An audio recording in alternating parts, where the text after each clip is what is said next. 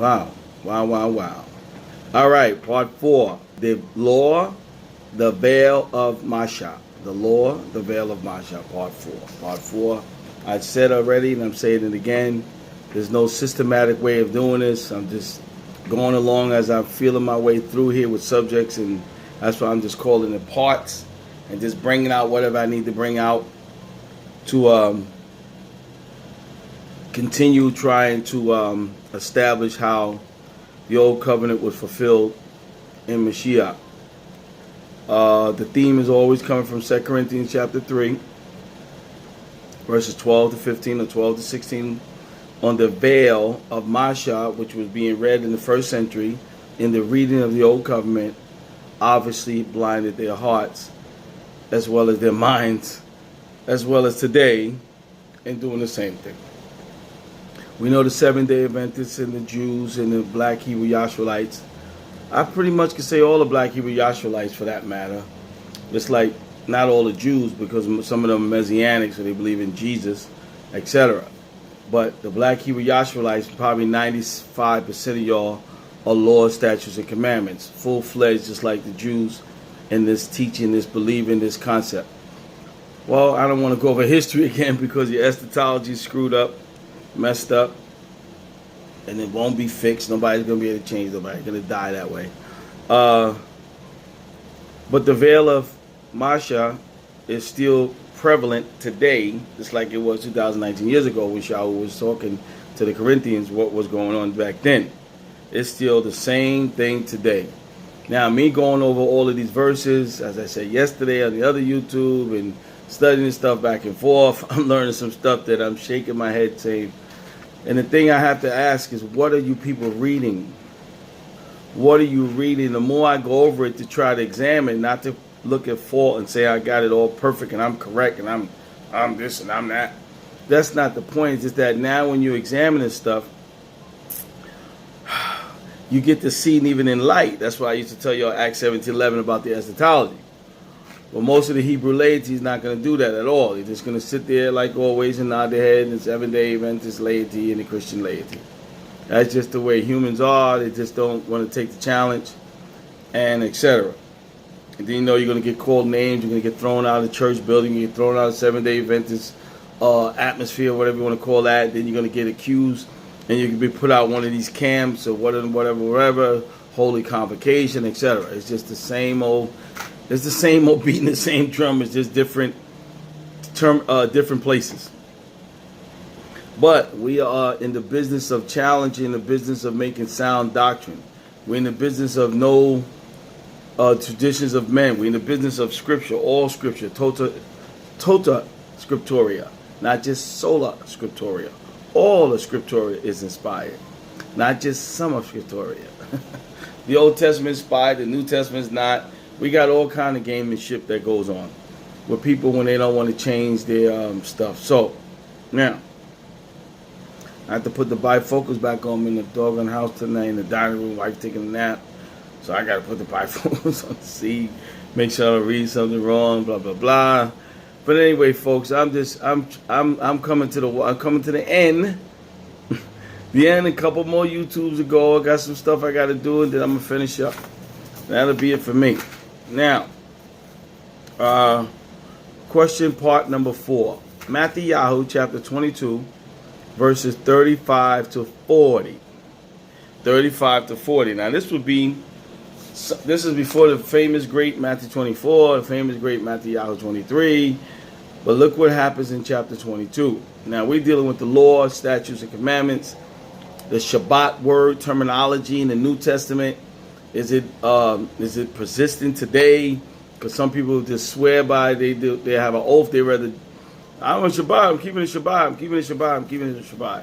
Yahushua never kept the Shabbat in the sense of teaching it to his disciples after his resurrection. Hallelujah. First day of the week did not promote Christianity Sunday neither. Oops. Wow. Oops. He didn't say you have to meet on the first day of the week to make it official. Uh-oh. Christians are mad upset now. Yes, he did resurrect. He did meet on the first day of the week. But that was not an institutionalized thing that now was converted from the Shabbat Saturday to Sunday and make it some legalistic thing from the Yehudim to now to the so-called Christians, which they weren't even called, they were called Nazarene. So we know we can just, oh man, it's just one stuff, guys. But anyway, folks, it's got to be studied out. It's got to be thought out. It's got to be just thought out, man. And it's really rough that so many people are bound up with works law, and it's just really it's scary. And they call this cheap grace or something silly like that, or they don't call it scriptural truth. They call it cheap grace. But they have all scriptural truth when they're reading the book in the Old Testament, or they see the word Shabbat, or law, statute, commandments. Wow, man. And I'm not knocking law, statute, commandments. It was given to Yasharal.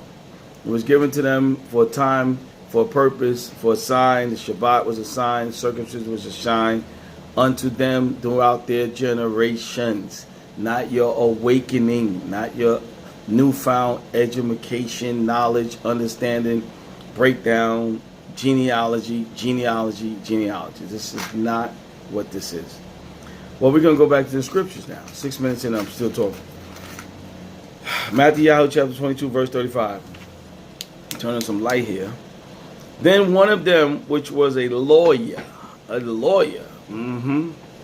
asked him a question, tempting him, and saying, Sovereign, this one has master, which is the great commandment in the law? Tempting him, which is the great commandment in the law? In the what? Law. Yahushua said unto him, Thou shalt love Yahuwah with all thy heart, Yahuwah thy Elohim, with all thy heart, with all thy soul, with all thy mind. Deuteronomy 6:5, Marcos 12:28, Yochanan 14:15. Yep, those are some of the verses. 22, Matthew 22:38. Then this is the first and great commandment, Romans 13:10. All right. 22:39. And the second is unto thou shalt love thy neighbor as thyself. Leviticus 19:18. Love thy neighbor as thyself is the new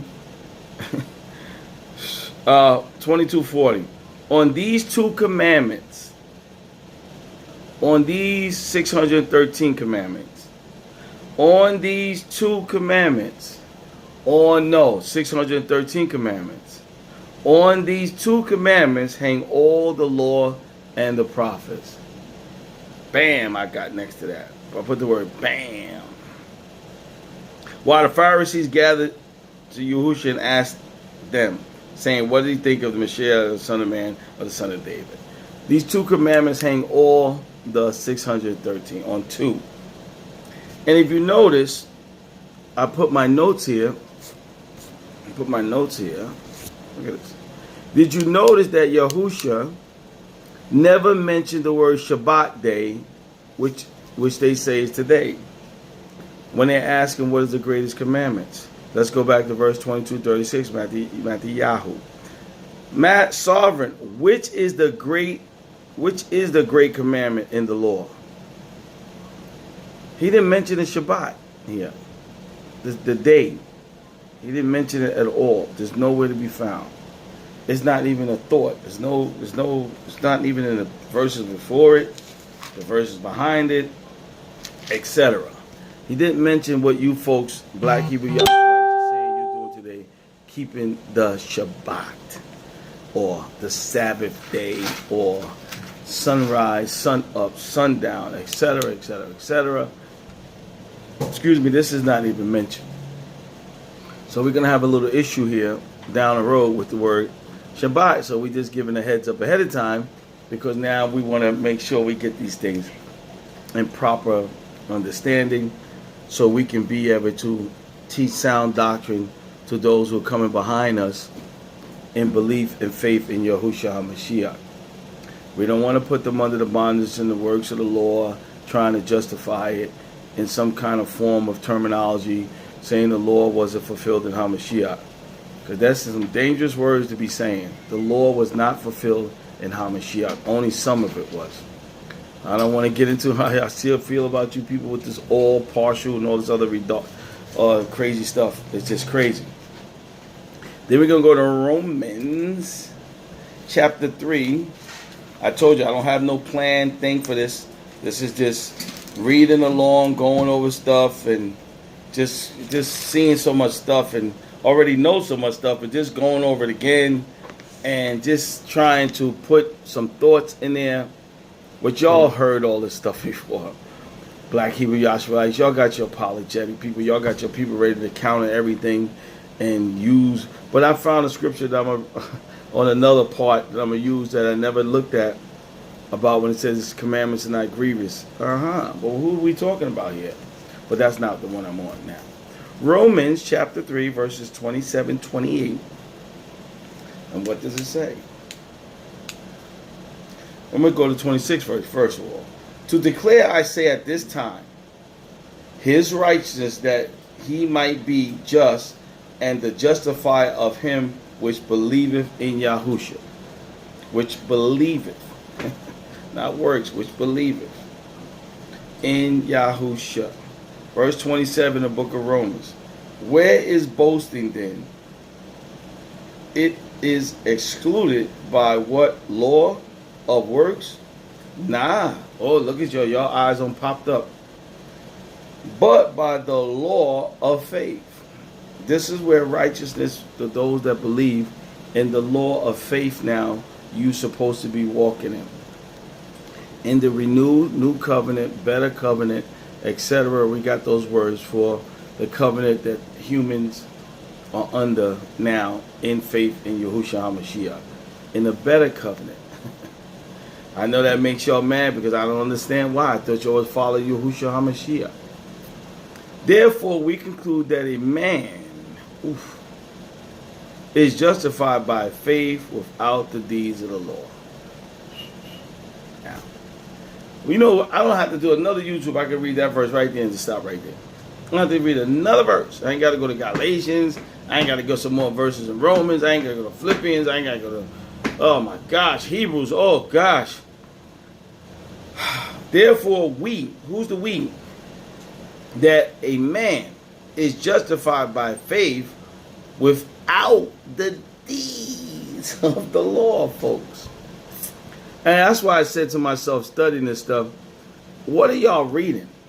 What is these mores teacher, Black Hebrew Israelites, these theologians, history theologians, genealogy theologians, what in the world is they reading to y'all? What are you reading? I'm asking you, what are they reading to you? What are you reading? Don't you supposed to have your own personal Bible study, your fellowship with Yahushua HaMashiach through the Ruach HaKodesh, your own daily fellowship, your own reading of scripture, prayer, whatever? What in the world is you reading? And then y'all gonna turn around and tell me, well, you don't keep this about, you're supposed to be... This something is major wrong. These are this one verse. We go back to verse 27. Where is the boasting then? It is excluded by what? The law of works? Nah. But by the law of faith. It's the law of faith. You're in faith in Mashiach. Those that believe him. Oh man. It is, I'm going to have to add this verse in. Is he the Elohim of the Yehudim only? Is he not also of the Gentiles, the nations, people? Yes, of the Gentiles also. Now I just had to throw that in because most Yehudim, some of you guys, so stuff is so botched up. Y'all got the thing only for the Yehudim. I came into my own received me not. Y'all didn't want to go to other people. Paul, Shaul said the apostle of the Gentiles. Good gracious. Isaiah prophesied yesterday, 42, about the coastland, the people are coming in. I don't know what you folks is reading in the Black Hebrew YAHSHARALITE camps or no camp. I don't really understand. I'm not getting it. And a lot of these guys are good on genealogy and history. But man, your stuff need to be reconsidered. You need to challenge these people. Don't be afraid of them. I said that yesterday for I don't know how long. But that fear thing is very, very scary. Verse 30, 330. I wasn't going to read this. I don't even know why I'm reading it, but it's just keep it going. It's so good. Romans 3:20. It's not even down on my notes. Romans 3:20. 3:30. I'm sorry. Seeing it is one Elohim, one Yahuwah, which shall justify the circumcision. Well, y'all know what the circumcision is, right? by faith, and the uncircumcision through faith. The circumcision by the works of the law, statute, commandments, 613, and the uncircumcision through the law, statute, commandments, keeping the Shabbat, 613. No. Verse 330 of Romans, chapter 330, does not say none of this stuff we hear from Jews, Seventh-day Adventists, and black Hebrew YAHSHARALITES. Not one thing we're hearing out of the inspired mouth of Yahushua through the Ruach HaKodesh, through Shaul, Kepha, Yaakov, Marcos, Lucas. Oh my gosh, none of this stuff we're hearing